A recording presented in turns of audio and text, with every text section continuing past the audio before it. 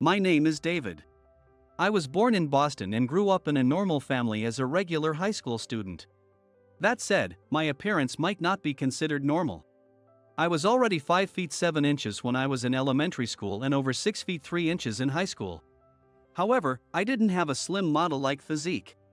I had a heavy, muscular build, weighing almost 220 pounds, with a beard so tough it could beat a razor. So, I've never been seen as my age, and I've been recruited for martial arts clubs and rugby teams many times. But despite my appearance, I'm more of an indoor and introverted person. I liked playing around with computers and even did some programming. So in high school, I joined the computer club, not a sports team, spending my days typing on the keyboard with my bear-like hairy fingers. While it was rare to have a bear in the computer club, there was another unusual member. It was my classmate Rachel, who, to put it mildly, was stunningly beautiful. Walking through town, she would make all the men turn on her, and in the city, she'd get business cards from a number of scouts. And strangely enough, Rachel was my girlfriend. Now, I don't even remember how we met. We just liked each other, that was the start. You might wonder why a beauty like her would date a bear-like guy like me. Honestly, I wonder too. People called us Beauty and the Beast, but our love grew steadily. However, after more than 2 years of dating, our relationship changed significantly. Hey, we'll have to decide which college to go soon. What are you planning, David? Well, I want to be an engineer, so I'll probably go to a college where I can work more with computers. What about you, Rachel? Actually, I'm going to a college in a foreign country. My dad thinks it's best for my future. I was shocked. I couldn't process it all at once. Abroad. Why? Well, I haven't told you this yet, but my dad is the CEO of a company. The company she mentioned was one I'd seen on TV commercials. In short, I'm the company's CEO's daughter. He thinks studying abroad will broaden my perspective for when I eventually get involved in the business. But I want to stay with you, David. I see. But, well, yeah, that's something. What do you want me to do, David? Of course, I want us to stay together. Really? Then help me convince my dad. I want to be with you too. Well, that's a bit. Why not? Because, well, he's a famous CEO, right? I'm not sure my words would be convincing enough.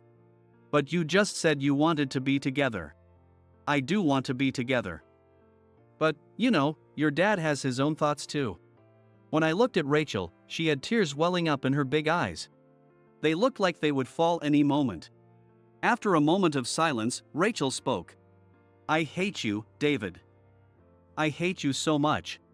She ran off. I wanted to chase after her, but I couldn't take that step. As a high school student, I didn't feel capable of changing an adult's mind. No, that's not right. I gave up before even trying. I lacked the courage. From that day, a distance grew between us. We stopped seeing each other and lost contact. Before I knew it, we graduated, and Rachel went abroad. There were plenty of opportunities. Rachel is the most precious one to me. Yes, all I had to do was to say that to her. But I couldn't do it. Since then, there's been a huge hole in my heart, and nothing I did could fill that void. I spent my days filled with regret. I graduated from college without much direction, started working at a company without much purpose, and kept working aimlessly. Before I knew it, nearly 10 years had passed since I joined the company. Despite my thick fingers, I managed my work competently and even took on mentoring younger colleagues. However, the more I worked, the more uncomfortable I felt at the company. It was all because of my boss, Steve, who became my direct supervisor along the way. Steve was not particularly capable but seemed to have a cozy relationship with HR, allowing him to hold a position beyond his abilities. Unable to see himself objectively, he treated his subordinates terribly. Among them, I often became the target, perhaps because of my noticeable appearance. I was constantly berated for unreasonable things, blamed for the mistakes of juniors and superiors alike, and criticized at every turn. I often thought about quitting a job with such a boss. How many times had I considered it? But I never had the courage to take that step. I lacked the resolve to change my situation. So, I continued to work, feeling drained and unmotivated. However, one day, something happened that was simply unacceptable. During a business negotiation with a client in Boston, Steve made a crucial mistake. And then, he blamed everything on me. The mistake was simple: he sent the wrong data to the client, causing significant errors in their system. I had definitely debugged the data and handed it to Steve. Yet, during the multiple exchanges, he must have lost track. Steve ended up sending the old data. It was clear from the properties and update timestamps of the sent data. Yet, when I pointed this out to Steve, he wouldn't listen to me at all. Instead, he blamed me for not managing the data properly. At this point, nothing I said would be heard. My colleagues sympathized but kept silent, fearing the fallout would reach them. Anyway, this is your mistake. What are you going to do about it? Our relationship with this client could be ruined. Go apologize to them right now. Right now? To Boston? What, do you have a problem with that? You're always like this, always dissatisfied. I understand, I'm sorry. I'll head there immediately. So, I packed my things and boarded a train to Boston. I never thought I'd return home in such a way. I hadn't visited my family in a long time. Feeling despondent, I honestly doubted my ability to continue at this company. I was sure I had acquired enough skills as an engineer. I would seriously need to consider finding a new job. As I gazed out the window, lost in thought, the sky was overcast, hinting at snow. I arrived at the station, took a taxi, and headed to the client's office. After explaining the situation at the reception, I waited nervously for the client. At first, the two representatives approached me with extreme anger. But after I apologized profusely and handed over the correct data, they finally calmed down.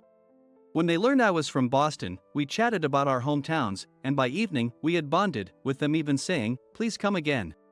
I felt a sense of accomplishment, but it was quickly shattered when I called Steve from the taxi on my way back. "What were you doing until this time?" "Well, I was talking with the client, and time just flew by." "It took you too long. You're really bad at negotiations, aren't you? You weren't just out drinking somewhere, were you?" I didn't even feel like explaining anymore, so I was just listening without saying anything back. Steve then told me to return to the office. He wanted me to summarize the details of the negotiation and apology on the train ride back. Filled with an indescribable sense of emptiness, I closed my eyes until I arrived at the station. But unfortunately, I arrived at the station quickly. Though it was my hometown, I didn't have time to visit my family or enjoy the local food and drink. I had to return to New York to report today's events and outcomes. All because of that detestable Steve. I felt a mix of exhaustion, hunger, and frustration, and tears welled up in my eyes. This was unacceptable. I was back in my hometown after a long time.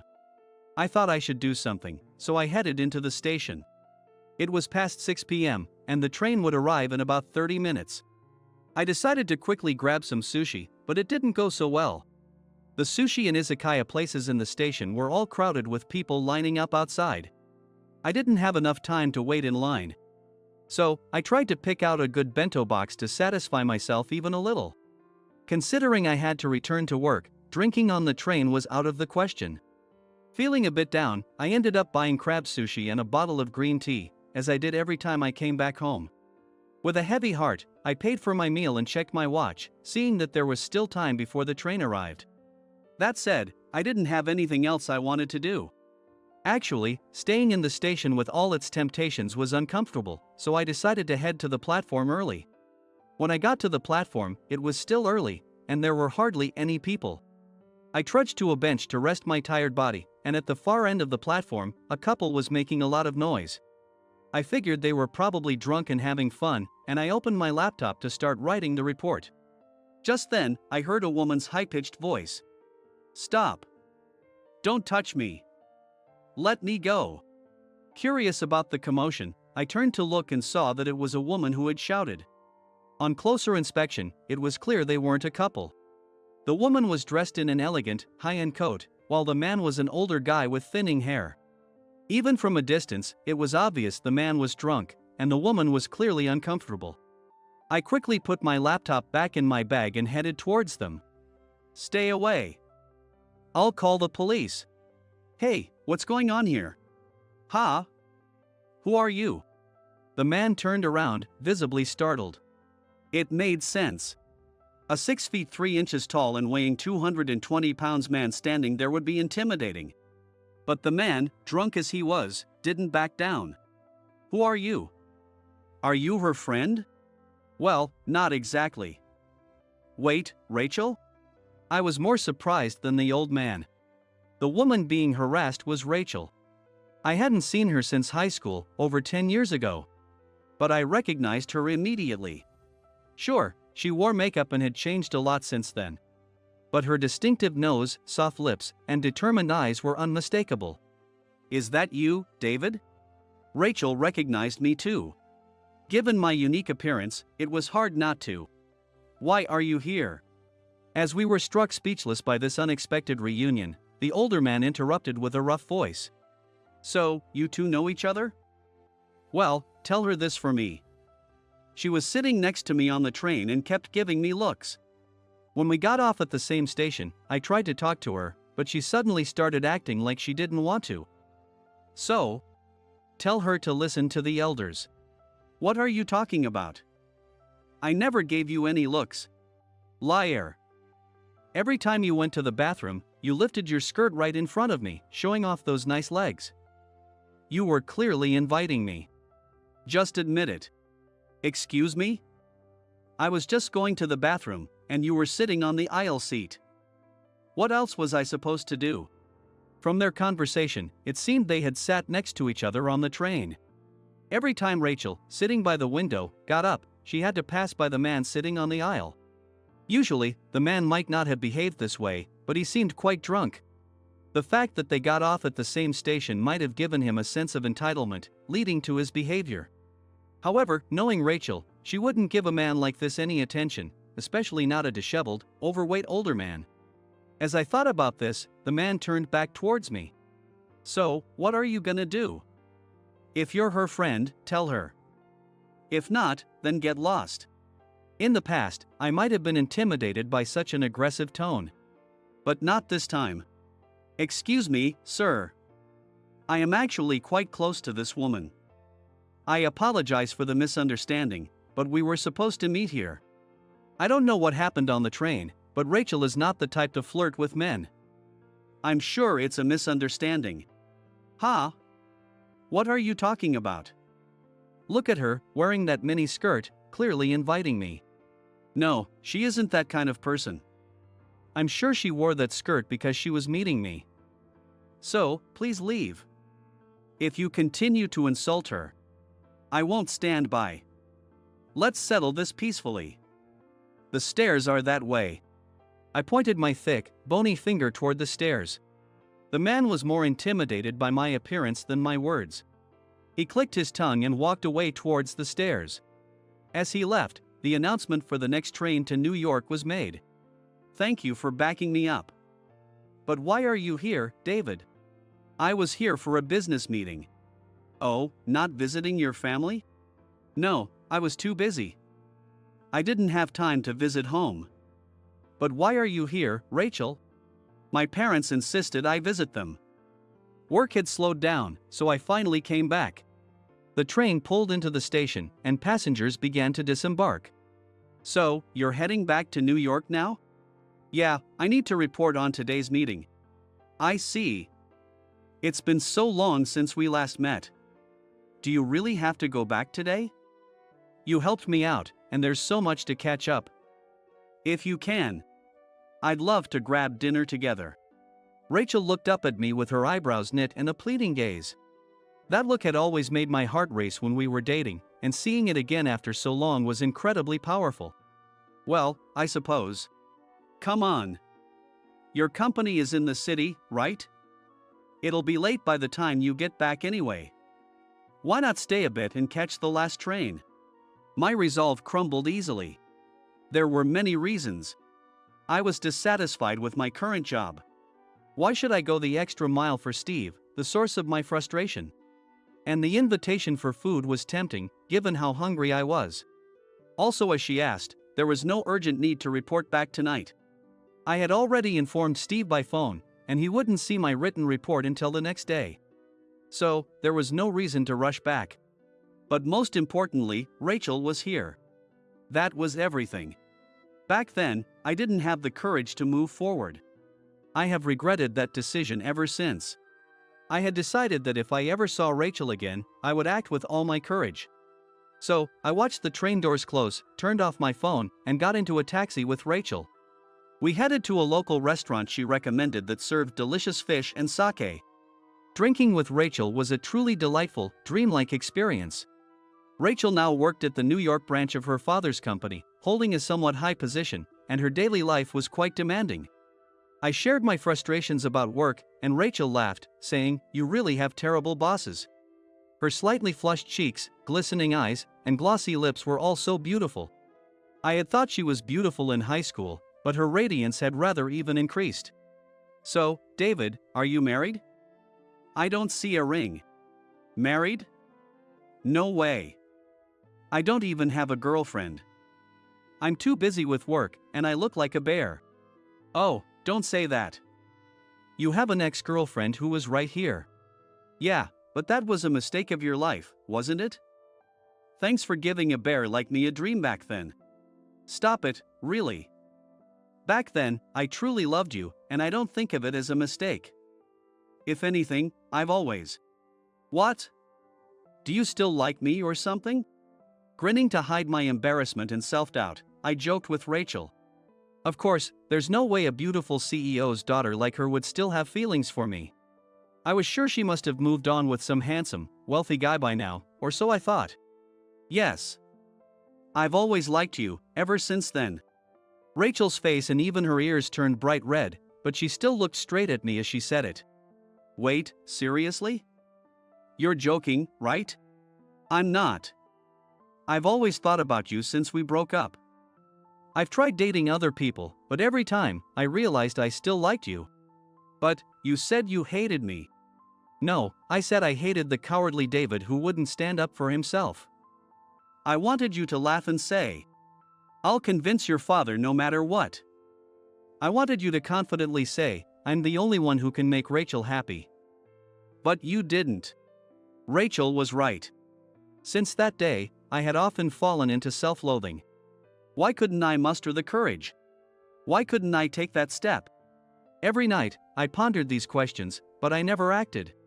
"I see. I didn't notice it. I'm sorry. No, I couldn't be honest either. We were probably both just too young." Rachel smiled as she said that. "That's right. Back then, I was immature. I was a foolish kid who didn't understand what truly mattered. But now, things are different." "You're right. But now, I think I've grown up a bit. I know what's truly important." "Rachel, I love you. I know I'm just a bear. And you're like a princess, but I don't want to lie to my heart anymore." "Rachel, I love you. If it's for you, I can face your father and do anything to make you happy. So, will you spend your life with me?" Rachel froze when she heard my words. Then, with tears streaming from her big eyes, she simply said, "Yes." After more than 10 years, we were reunited. I don't remember much of what happened after that. We spent a wonderful time together, and I ended up staying at a hotel in my hometown. I told Rachel I would formally meet her father later, and we both left. Feeling like I was in a dream, I crawled into bed at the hotel and realized my phone had been off. When I turned it on, there were dozens of missed calls from my company. I messed up. That's what I thought for a moment. But if I had prioritized work and taken that train, I would have regretted it for the rest of my life. Honestly, if this incident led to more unreasonable treatment at work, I wouldn't miss that company. I'd quit without hesitation. I showered and fell asleep, thinking of Rachel's face. The next morning, I woke up to a message from an unknown number. It was from Rachel. "You were amazing yesterday, David. Not just for saving me from that drunk, but for making the right decisions for my sake. You were really cool. Today might be tough at work, but I'll always support you. Take care." I grinned to myself and reread the message again and again. However, I had a challenge ahead of me. Steeling myself, I put on my suit, got into a taxi, and headed for the train to New York. During the ride, I felt an indescribable energy welling up inside me. By the time I summarized the previous day's meeting on the train, I had already arrived in Brooklyn. I transferred trains, passed through the company's entrance, and returned to my office. As I had informed them of my arrival time, Steve and my HR manager, John, were waiting for me. Before I could even put down my bag, they led me to a small conference room. "Why didn't you answer the calls yesterday? What's the status of the meeting?" As I mentioned on the call yesterday, the meeting went well, so there's no need to worry. I didn't return the calls because I was feeling unwell and ended up staying overnight. I had already informed you that the meeting was successful. So I didn't think it was critical. It's not your place to decide that. Do you even understand your situation? My situation. Yes, Steve mentioned that you messed up an important meeting. No, I didn't. If anything, it was rather Steve's mistake. I don't want to hear excuses. According to Steve, your usual work performance has been subpar, defying your superiors and creating a negative atmosphere. What? Who said that? Behind John, I saw Steve smirking. I realized that John had already been influenced by Steve, making it pointless to argue further. Seeing this, I decided that I no longer cared about this company. Therefore, we are considering transferring you to our branch in Kentucky. Are you saying I'm being demoted? Come on, don't put it that way. Kentucky has a lot of nice things. It might be a long stay, but you don't have a family, so enjoy it. Steve said this sarcastically, putting a hand on my shoulder. At this point, I knew I didn't need to stay with this company any longer. Fine. Instead of a demotion, I'd rather quit. Consider this my resignation effective this month. Hearing this, Steve and John exchanged pleased looks. If that's your decision, we can't stop you. Losing someone of your talent is unfortunate for us, but if that's what you want, you need to find a new job, so you don't need to come in tomorrow. Pack your things today and prepare for your future. Strangely, I felt no anger or regret. Instead, I was filled with a sense of liberation and excitement for new opportunities. I quickly said my goodbyes to my colleagues, packed my belongings, and left the company. I had no regrets. The only thing I pondered was what to do next. The first thing I did was call Rachel. She said she was still at her parents' house, so I figured it wouldn't be a bother. "Hey, David. Why are you calling in the middle of the day?" "Well, I just got back from the office." Long story short, they tried to demote me, so I decided to quit. No way. That's actually great news. Hey, I'm feeling a bit down here.